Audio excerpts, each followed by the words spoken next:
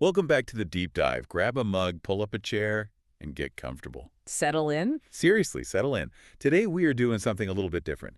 We are trading in the heavy academic journals, the tech specs, all that global stuff for something much, much closer to home. Oh, yeah. We're zooming all the way in. We really are. We're going hyper-local. We're taking a magnifying glass to the week of January 13th through the 19th, 2026, specifically in Antigo. That's Antigo. Antigo for the uninitiated and the surrounding Langlade County. Exactly.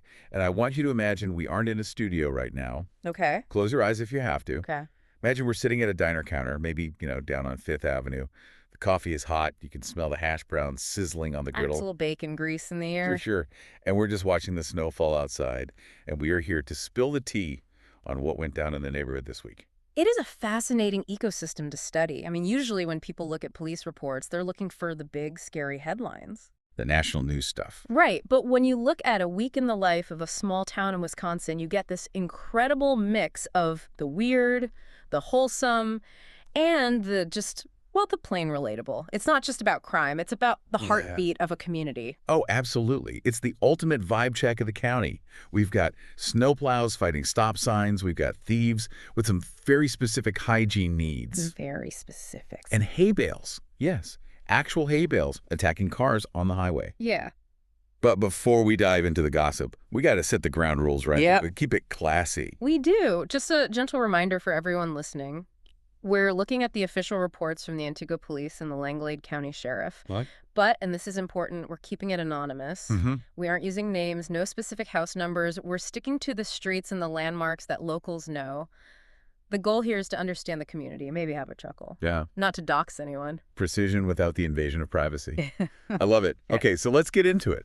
The week started off, well, slippery. If there's one theme for this deep dive, it is that winter driving is hard, but some people make it a whole lot harder than it needs to be. That is putting it mildly.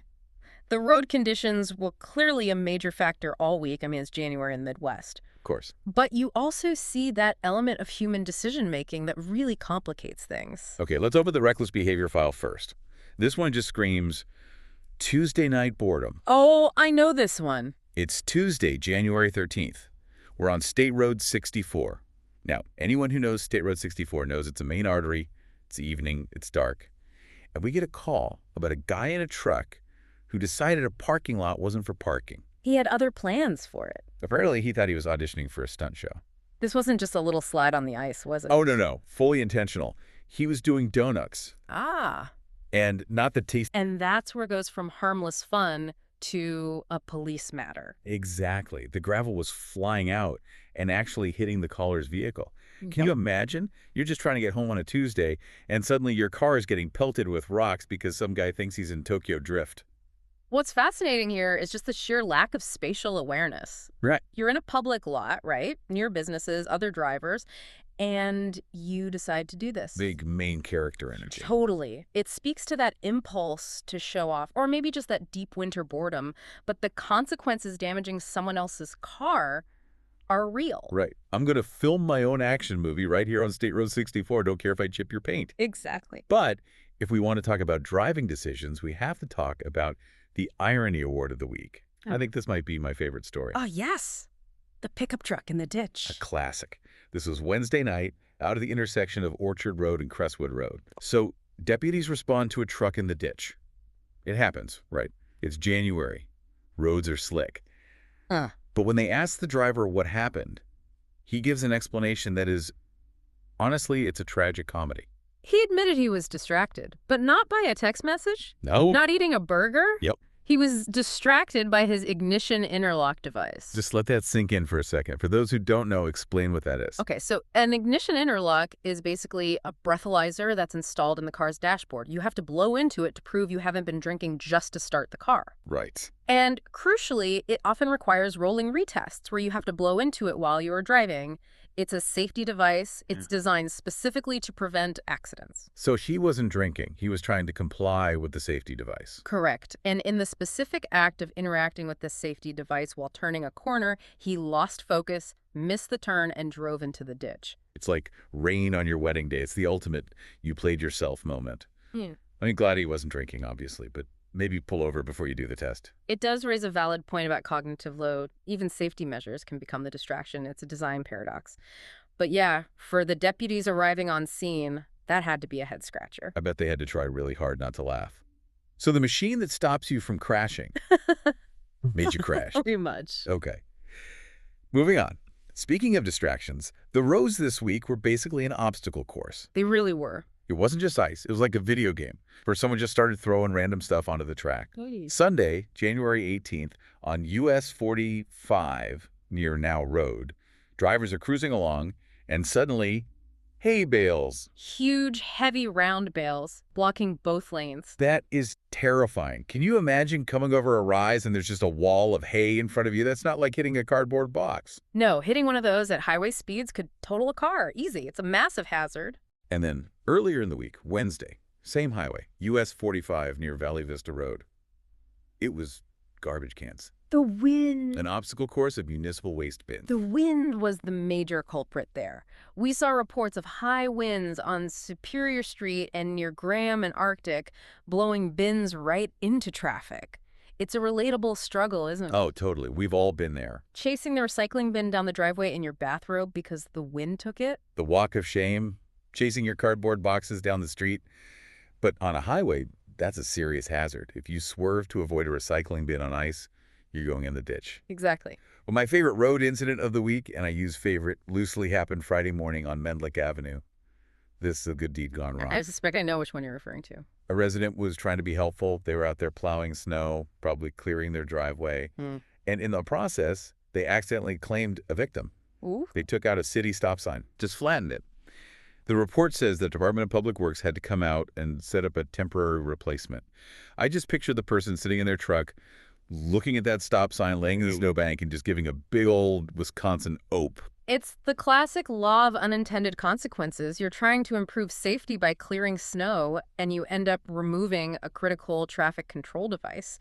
It just highlights how tough the visibility can be. Heavy machinery versus a metal pole. The pole usually loses. Pole always loses. So if you're driving in Antigo, watch out for hay, garbage cans, drifting trucks, and missing stop signs. It's a jungle out there. It really is. Okay, let's move off the roads and onto the sidewalks. Let's open the crime blotter. Now, when we say crime blotter for this week, we're not talking about high-stakes heists. This isn't Ocean's 11. Oh. We're looking at the petty, the weird, and the socially unacceptable.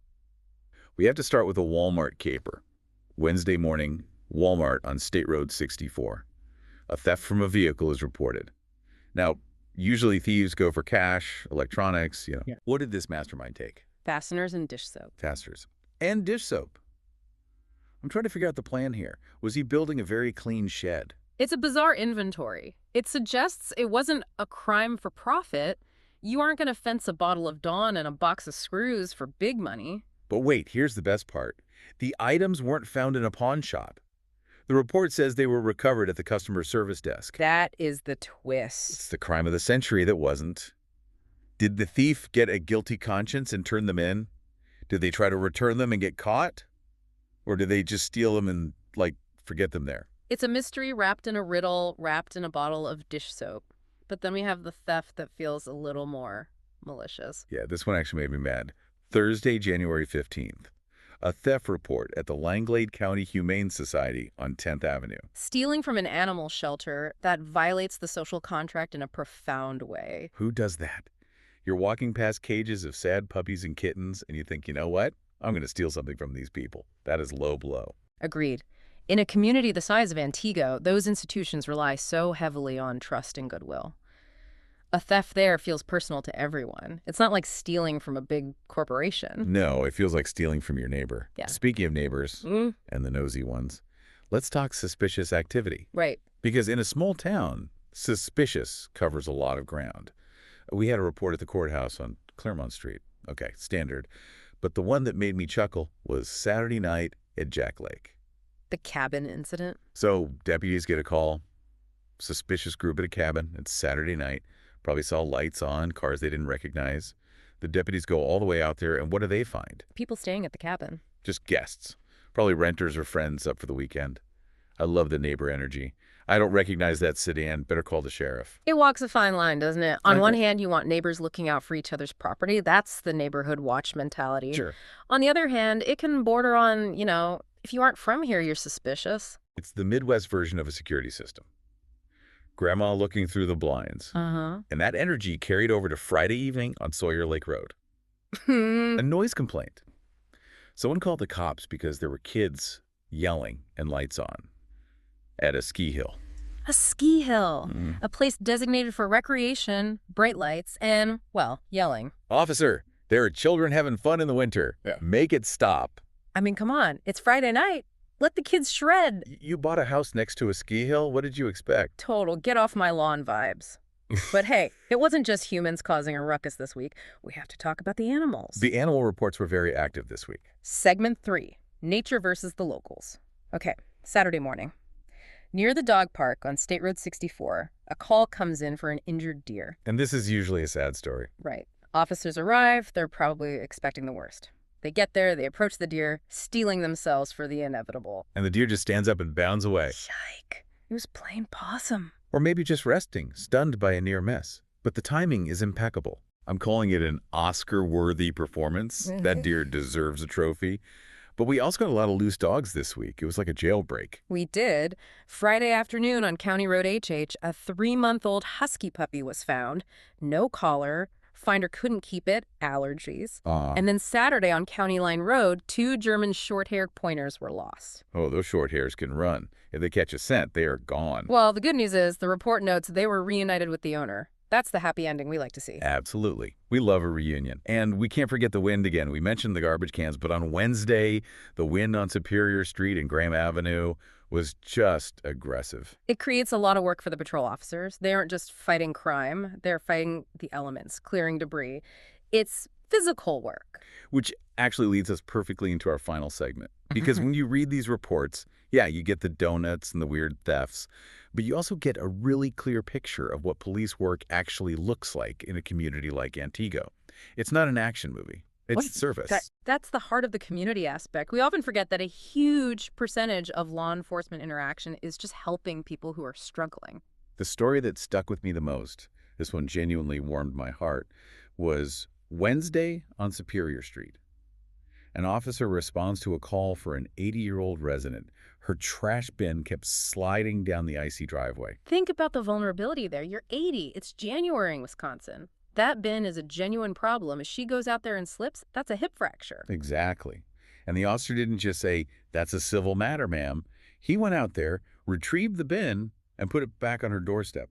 That is the definition of protect and serve. It is, and we saw it again on Monday morning on Dorr Street. An officer helping a resident move heavy packages from her porch into her home. Little things that mean the world. Right. And then there was the situation on Saturday on Flack Road. Oh, yeah. This one was actually scary. A 78-year-old resident ran out of propane. In January. That is a life-threatening emergency. No heat. The deputies didn't just take a report and leave. The log says they actively tried to contact emergency heating services for her.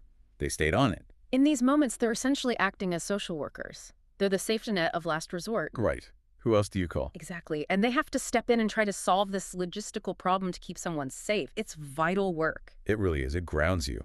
We also saw multiple funeral escorts this week, Tuesday on 5th and Superior and on State Road 64. That's a tradition that I'm glad still exists. The act of pausing traffic, of providing that dignity and safe passage for a grieving family, it shows respect. It's the small town difference. It says, for this moment, the town stops for you. So when we look back at the week, what's the takeaway? We have chaotic drivers, helpful officers, deer playing mind games. It's the full spectrum of life. I think it's time for the moral of the week. Yeah. If I had to sum it up for the good people of Antigo and Langlade County, I'd say this. Number one, if you're going to plow your own driveway, try not to take out government property. The stop signs have had a hard enough week. Good voice. Number two, if you see a deer playing dead, maybe just give it a round of applause for the drama. Oh, right. And for the love of everything holy, if you are driving a truck on State Road 64, keep your donuts in the bakery box, not in the parking lot. I think that covers it. And if I could add one thought, Pay attention to the invisible work. The next time you see a squad car, they might be on their way to catch a speeder, sure, but they might also be on their way to help an 80-year-old woman with her trash can. Or get someone's heat turned back on. Exactly. That's the glue that holds a place like this together underneath all the gossip and the noise complaints. That is the truth. Well, that wraps up our local deep dive for this week. Stay warm, watch out for hay bales on US 45, and if you're the guy who stole the dish soap, seriously, just buy your own next time. Indeed. Keep your eyes on the road, Antigo. We'll be watching the reports. Get you the next deep dive.